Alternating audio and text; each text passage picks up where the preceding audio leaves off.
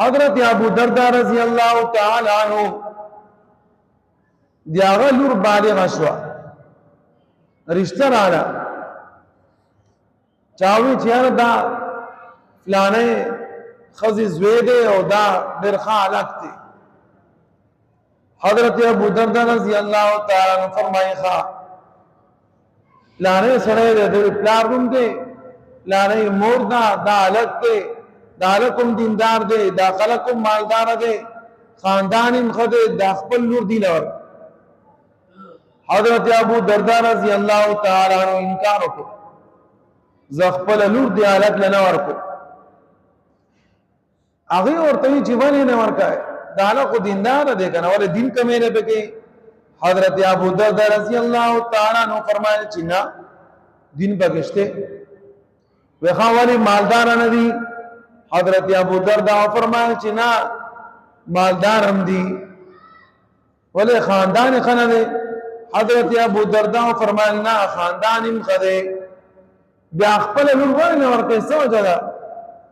حضرت ابو درداء رضی اللہ تعالی عنہ فرمایي وجدادا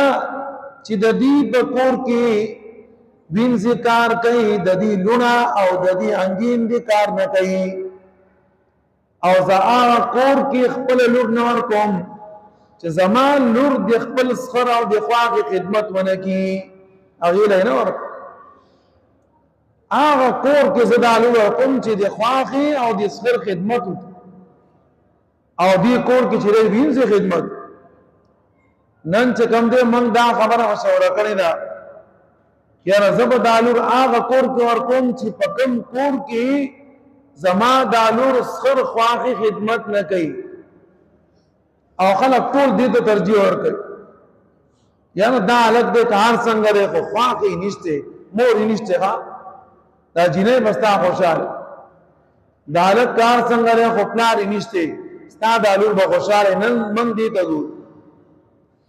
او زمان دا جنکے چکم عالمانی جوڑی شی پا من رسول کی سبق ہو دی خو بکیلا من رب بنا یاو خبر راو باسره دا چې منصور کې سبق وي عالم شي دی په کې بیا دا وي